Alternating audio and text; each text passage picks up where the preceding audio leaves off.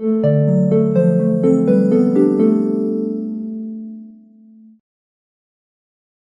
And welcome to the world wide post. दोस्तों, मालदीव्स के related बहुत बड़ी खबर निकल कर आ रही है। आज हम बात करने वाले एक टॉपिक के बारे में जो रीसेंट डेज में काफी ज्यादा न्यूज में रहा है और काफी लोगों को बहुत ज्यादा इंटरेस्ट भी आएगा सुनने में। कई लोगों ने सुना होगा कि मालदीव्स ने इंडिया को 28 आइलैंड ट्रांसफर कर दिए हैं, लेकिन क्या ये सच है?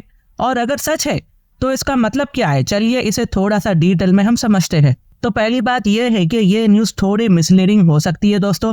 ऐसा नहीं है कि ये 28 आइलैंड्स मालदीव्स की इंडिया को ही गए हैं। हाल ही में भारत के foreign minister doctor S Jaishankar साहब मालदीव्स गए थे और उन्होंने 28 आइलैंड पर वाटर और सीवेज ट्रीटमेंट प्रोजेक्ट्स का फाउंडेशन रखा है। ये प्रोजेक्ट मालदीव की इकोनॉमी डेवलपमेंट के लिए बहुत ज़्यादा ज़रूरी है, क्योंकि मालदीव्स में टूरिज्म और पॉपुलेशन दोनों बढ़ने की चांसेस बहुत ज़्यादा है और हमें यहाँ पर इंफ्रास्ट्रक्चर को और भी ज़्यादा बढ़ाने की ज़रूरत है।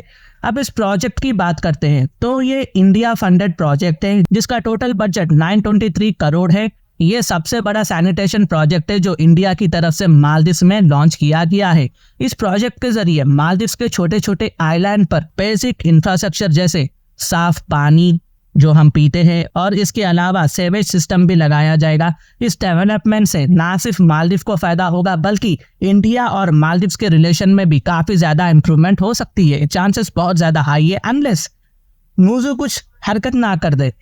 ये भी देखने वाली बात है कि जयशंकर साहब के विजिट के बाद ना मालदीव्स के प्रेसिडेंट मोहम्मद मुइज़्ज़ू ने ट्वीट करके इंडिया को अपना सबसे नजदीकी एलाय डिक्लेयर किया है।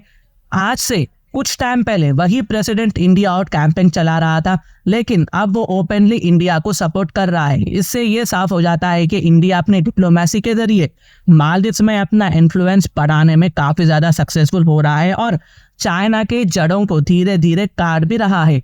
इसके अलावा इंडिया ने एक और स्ट्रैटेजिक मूव किया है जिससे मालदीव्स के टूरिज्म को और भी ज्यादा बूस्ट मिलेगा। अब Indian tourist UPI digital payment service को मालदीव्स में यूज कर सकती है।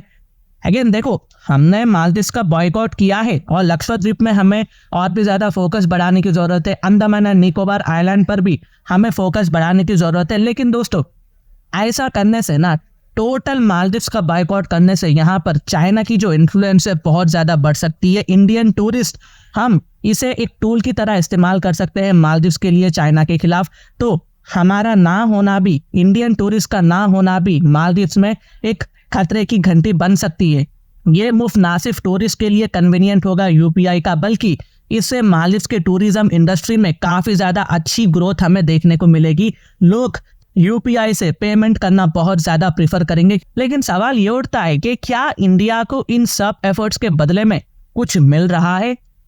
तो देखिए जी, अभी तो क्लियर इंडिकेशन नहीं मिल रहा है कि इंडिया को कुछ फायदा हो रहा है, क्योंकि इंडियन मिलिट्री पर्सनल्स वापस मालदीव में बेस करेंगे या कोई मिलिट्री प्रोजेक्ट मिलेगा मालदीव से हमको, ये अभी जो है होल्ड पर है। हाँ, लेकिन पॉसिबिलिटी से इन बातों पर सीक्रेट डिस्कशन चल रही है, बंद कमरे में हाई लेवल डिस्कशन किया जा रहा है यहाँ पर और काफी ज्यादा क्लासिफाइड और कॉन्फिडेंशियल तरीके से ये सिस्टम चल रहा है।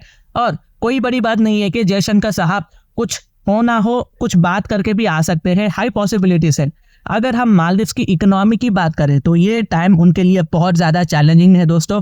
एक नेगेटिव सेटबैक है मालदीव्स की इकोनॉमी के लिए। आईएमएफ ने रिसेंटली वार्निंग दी है कि मालदीव्स को अपना डेट का बर्डन और भी ज्यादा बढ़ने नहीं देना चाहिए। उनका टोटल डेट ऑलरेडी $4 बिलियन के ऊपर चला गया है। सोचिए, मालदीव जैसी छोटी कंट्री है, उस पर $4 बिलियन से ज्यादा डेट अभी है और भी ज्यादा बढ़ने वाला है। तो ये उनकी इकोनॉमी के लिए सस्टेनेबल नहीं है।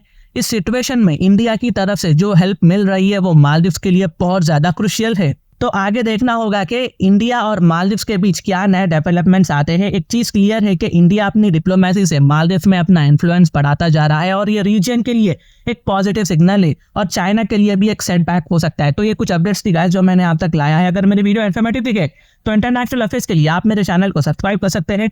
Thank you for watching, thank you for hearing and I will say God bless you all.